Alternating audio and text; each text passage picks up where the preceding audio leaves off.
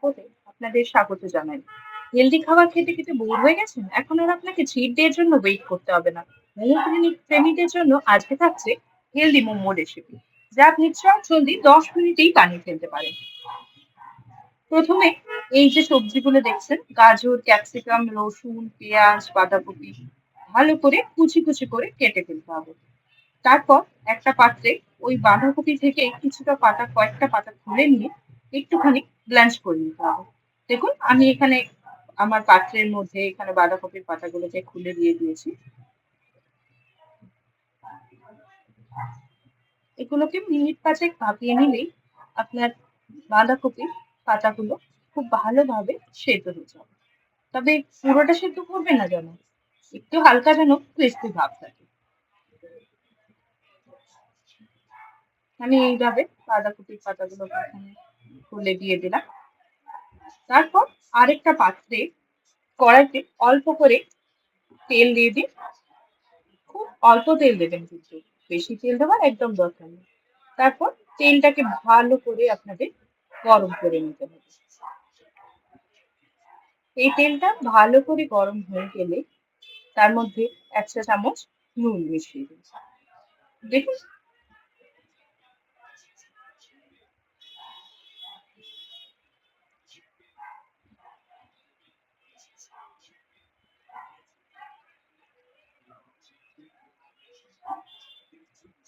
এবার ততক্ষণে দেখুন বাঁধাকপির পাতাগুলো কিছুটা নরম হয়ে গেছে। এবার আমার তেলটাও বেশ খানিকটা গরম হয়ে গেছে। এবার গরম হয়ে যাওয়ার পর তার মধ্যে কয়েকটা গোটা জিরে একটু ফোড়নের জন্য দিয়ে দিন।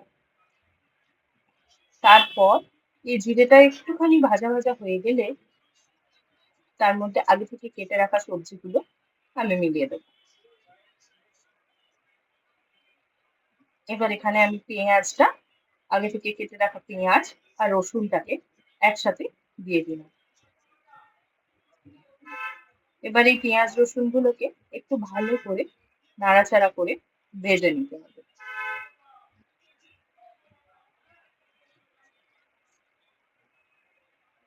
এই দেখুন পেঁয়াজটা একটু লাল লাল ভাজা হয়ে গেলে এর মধ্যে বাকি যে সবজিগুলো আমি আগে থেকে কেটে রেখেছিলাম, ক্যাপসিকাম, গাজর, বাঁধাকপি, সেই সমস্ত সবজিগুলো এর মধ্যে দিয়ে ভালো করে মিশিয়ে নিন।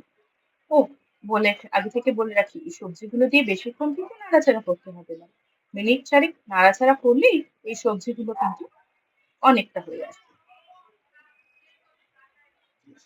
দেখুন আমি এইভাবে সমস্ত সবজিগুলো আর আগে থেকে ভেজে রাখা পেঁয়াজটা একসাথে মিলিয়ে নিলাম।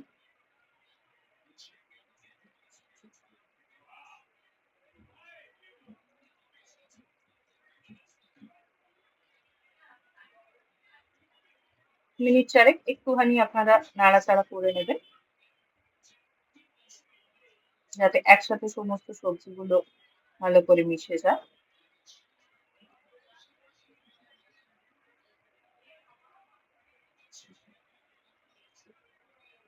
সবজিগুলো একটুখানি ভাজা ভাজা হয়ে গেলে তার মধ্যে আমাদের কয়েকটা মশলা একটু মিশিয়ে দিতে হবে। আমি এখানে দিয়ে দিলাম আপনার লঙ্কা গুঁড়ো, জিরে গুঁড়ো, ধনে গুঁড়ো আর ১ চামচ নুন। নুনটা আপনাদের স্বাদ অনুসার আপনারা মিলিয়ে দেবেন। এরপর মশলাগুলোকে একটু ভালো করে মিশিয়ে নেবেন এর সাথে। বেশি না, ১ মিনিট নাড়াচাড়া করলেই আপনার মশলাগুলো এখানে মিশে যাবে। তারপর বাড়িতে যদি আপনার একটু চিজ থাকে, সেই চিজটাও আপনি এর মধ্যে মিশিয়ে দিতে পারেন। এটা কিন্তু অপশনাল। আপনারা যদি চিজ পছন্দ করে থাকেন তাহলে চিজটা মিলিয়ে দেবেন। আর যদি আপনারা চিজটা মানে মনে করেন যে খাবো না, তাহলে আপনারা চিজটা নাও দিতে পারেন। অ্যাকচুয়ালি ছোট বাচ্চাদের চিজ খুব পছন্দ হয় তো, তাই চিজটা মিলিয়ে দিলাম। দেখুন বাঁধাকপির পাতাগুলো কি সুন্দর ভালোভাবে সেদ্ধ হয়ে গেছে।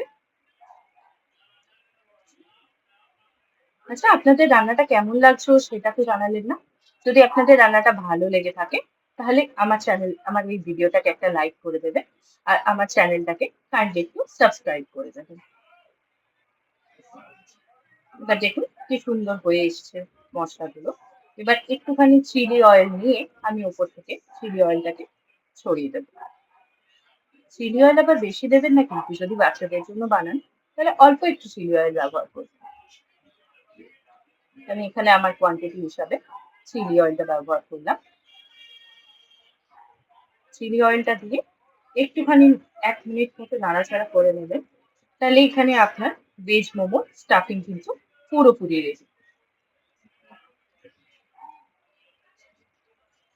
দেখুন এবার যে ওই বাঁধাকপির পাতাগুলোকে সেদ্ধ করতে দিয়েছিলাম, সেই পাতাগুলোকে তুলে এই ঠিক এইরকম ভাবে পাতাটা মেলে দেবেন। এরপর এর মধ্যে পুরটা দিয়ে আপনাকে পুটলির মতো একটা শেপে নিয়ে চলে আসবে। যদি আপনার পাতাটা একটু ফেটেও গিয়ে থাকে সেক্ষেত্রেও আপনার কোনো অসুবিধা হবে না। এবার এখানে আমি একটা টুথপিকের সাহায্যে মোমোটাকে আটকে নেব। দেখুন আমি এইভাবে সমস্ত মোমোগুলোকে আটকে নিয়েছি। এবার একটা ফ্রাইং প্যানে এই মোমোগুলোকে দিয়ে তার মধ্যে আপনারা যদি চান বাটার দিতে পারেন, বা যদি আপনারা চান অয়েল দিয়ে করে খাবেন তাহলে আপনারা অয়েল দিতে পারেন। কিন্তু সেটা কিন্তু একদম কম পরিমাণে। আমার এখানে ব্রাশ অ্যাভেলেবেল ছিল না বলে আমি অল্প একটু করে তেল দিয়ে দিলাম। আপনারা ওপর থেকে অয়েল ব্রাশ করে দিতে পারেন, বা বাটারকে একটু মেল্ট করে ওপর থেকে একটু ব্রাশ করে দেবেন। দেখুন আপনাদের ভেজ মোমো অলরেডি রেডি। এবার এটাকে 1 থেকে 2 মিনিট একটু এপিট ওপিট করে নাড়াচাড়া করে নেবে, যাতে দুদিকটা একটু লাল লাল হয়ে থাকে। এরপর এই গরম গরম মোমোর উপর চিলি অয়েল ছড়িয়ে গরম গরম পরিবেশন করুন আপনাদের ভেজ মোমো।